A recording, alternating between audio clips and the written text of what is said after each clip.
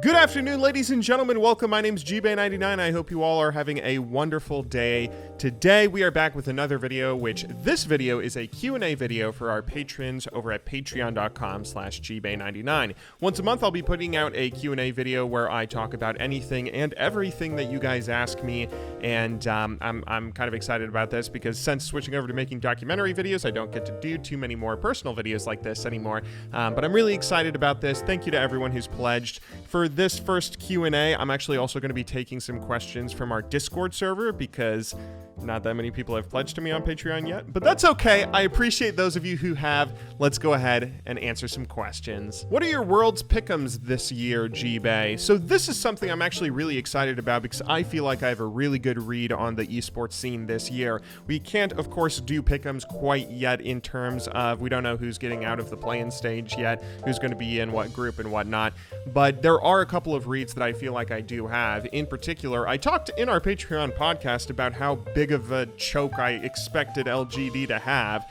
I thought that they weren't going to get first in their group in play-ins, but I didn't expect them doing as badly as they actually did. But LGD disappointing, I think, is something that you're going to definitely see. Lower seeds from main regions, people are overrating because people believe way too heavily in like regional bias. If you're from China, you must be the best in the world, which is not true at all. Case in point, LGD. On the same level of that, I think that Suning is actually a really interesting team in that they could either be a dark horse that could maybe make a run at winning Worlds if they get a favorable bracket, or they could have like a 2015 LGD collapse and not make it out of groups with possibly Maki, CivHD's team from Taiwan. They could actually be much better than I think people are giving them credit for. Personally speaking, I don't think that Europe is going to end up winning Worlds this year. I mean, I definitely really enjoy watching G2 in particular.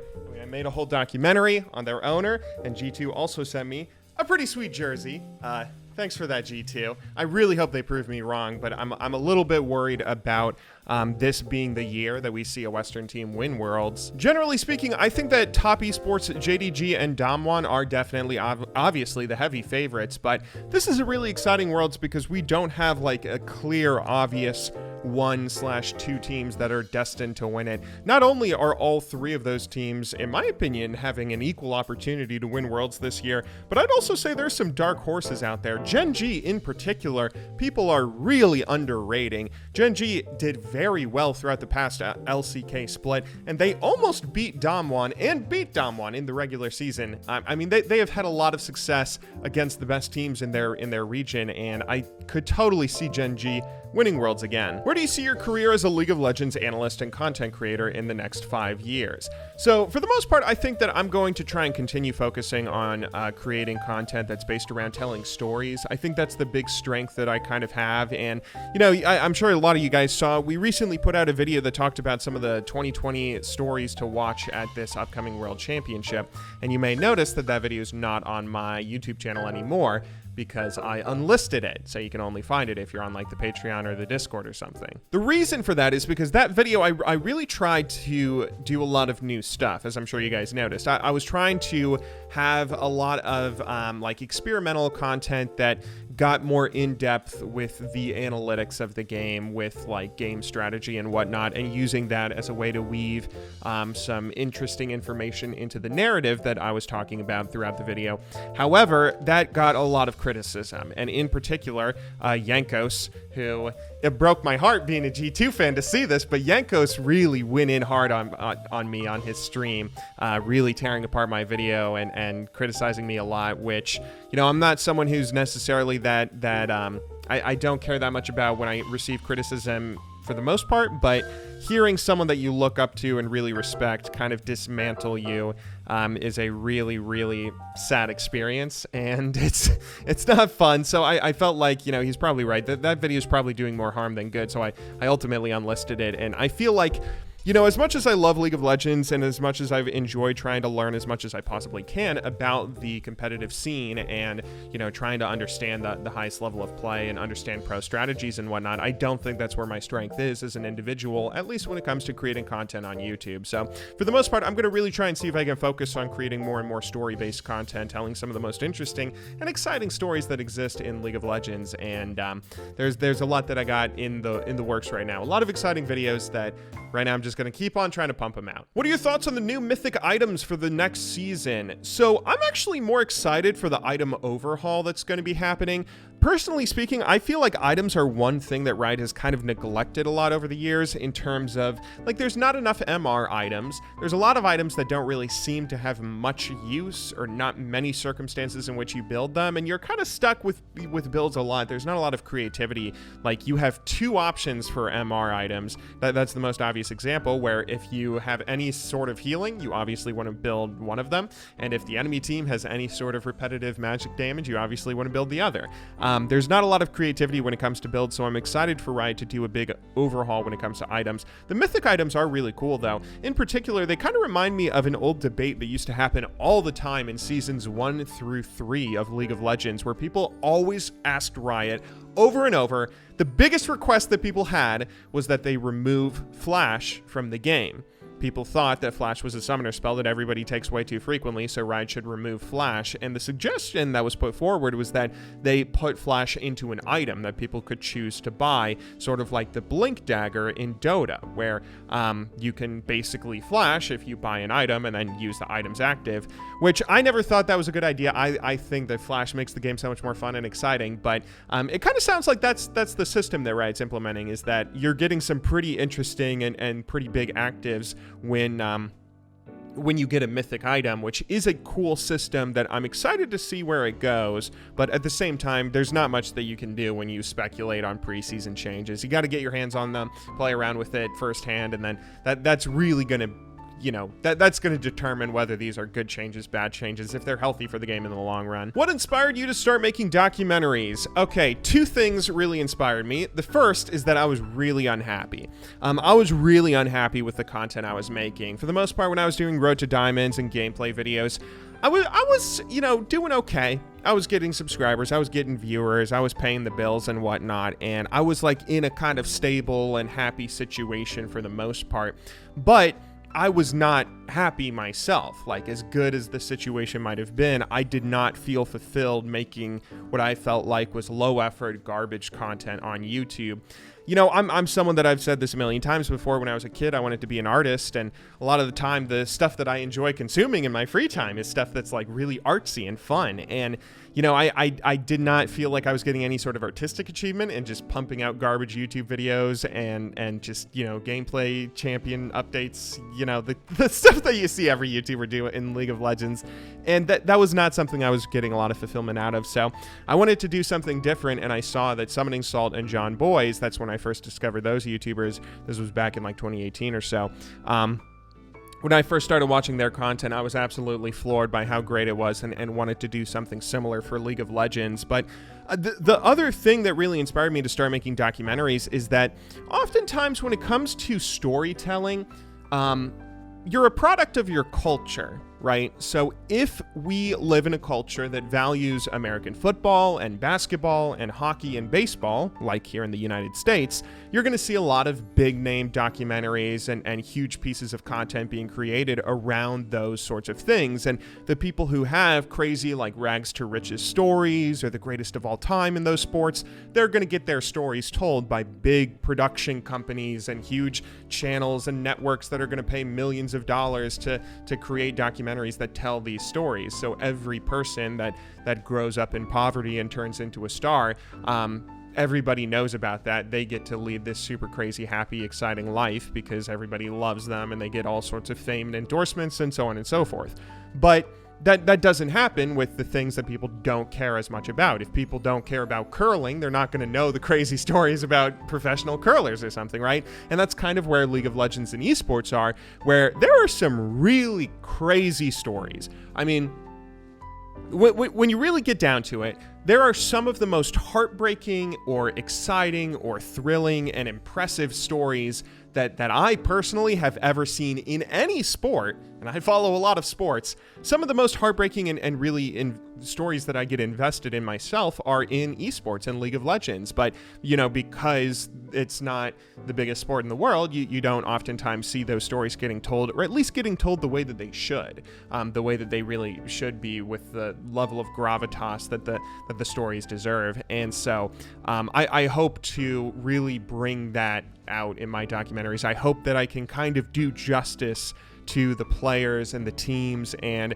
the accomplishments and achievements that people manage to find, because oftentimes, if people like me on YouTube or whatever aren't telling these stories, then they're just going to get lost to history. So I kind of really want to make sure that everybody really gets the kind of limelight that they deserve. What's a sport, game, music genre, or other form of entertainment that you've tried your hardest to get into but just can't bring yourself to like? So this is an interesting question. Personally, I have always wanted to get back to my days being obsessed about a single game in terms of like an MMO style thing. One of my greatest memories, longtime viewers of the YouTube channel will probably remember some videos I did talking about this. I was super big into RuneScape. Old school RuneScape, 2006 to 2010. I was a part of a clan. I did clan wars. I did all this stuff. I got 99 ranged, and being a part of a community where you were so involved with the game and all you did was think about the game, where you would be grinding levels in RuneScape while watching YouTube videos produced by Gross Gore and going to the RuneScape gatherings where all the RuneScape celebrities showed up and just hung out with people, right? Like that kind of obsession with a culture and a community is something I've really been kind of missing, because League of Legends is so big that doesn't really happen. League of Legends isn't something that's like this niche, like tightly knit community. It's as popular as any video game or any sport in the world. I mean, you don't really have that kind of sense of camaraderie between players that you do when you play a more niche sort of MMO or something.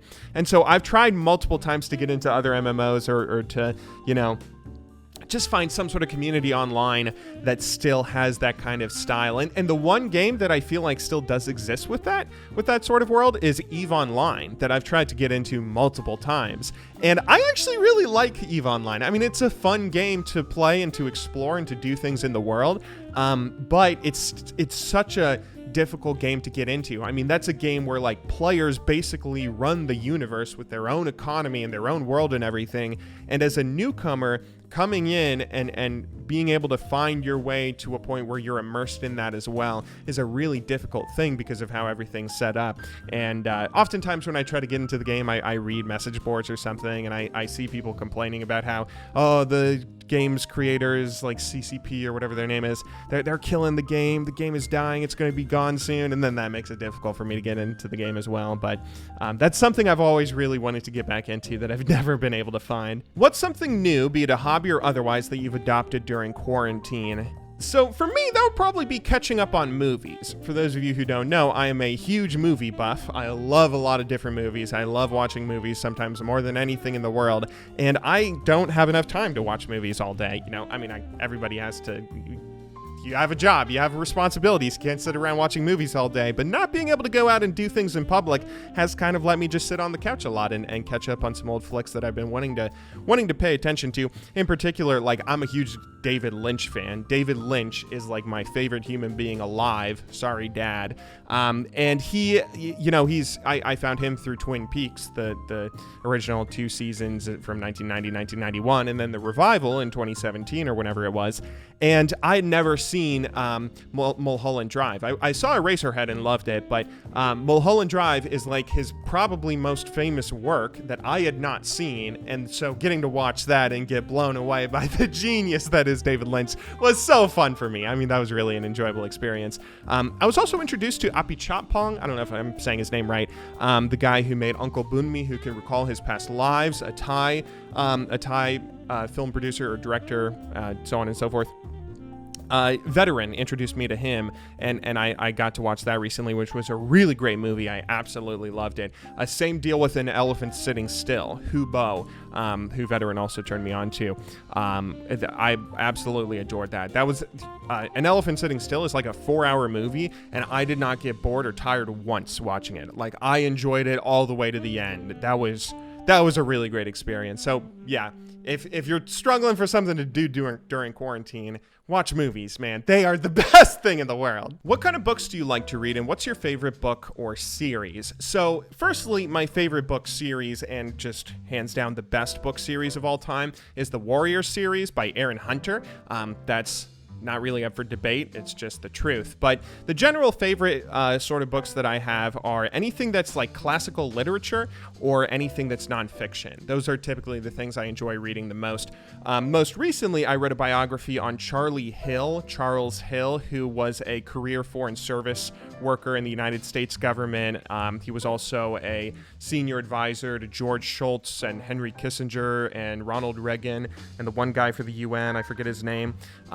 He's a really interesting person, and also I'm not someone that really leans very conservative in my political beliefs, and he is very much so a conservative person, so I really enjoyed learning a lot about his life, and it was like 300 pages or something, getting to spend time just really, I love learning about history. History is like the most interesting thing in the world, dude. I could read about that forever. More recently, though, in the nonfiction world, I picked up Infinite Jest by David Foster Wallace, which is a very long read, but I'm still very early into it, but I'm absolutely loving it. I love long books. I mean, The Brothers Karamazov is one of my favorite books of all time, so I'm excited to tackle Infinite Jest, but it might be like a year before I finish it, so I'll get back to me in a year for my thoughts on that. What's the first video that you're still really proud of, and might we see a remake? So this is a really interesting question. I love this question. Thank you, David.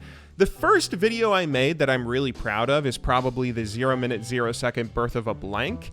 That video was like my first attempt to really do something artistic and fun and creative on YouTube, and I feel like I actually executed it well enough that I'm not like ashamed to go back and rewatch it and just constantly see the flaws that exist. Like, I really enjoyed telling that story about X-Jaws, and not only that, but being able to like relive those early days of YouTube myself through telling his story, and being able to like talk about the interesting narrative of how a person is remembered throughout their career, especially someone like a YouTuber that kind of has this weird internet fame that's kind of real fame, but also kind of not.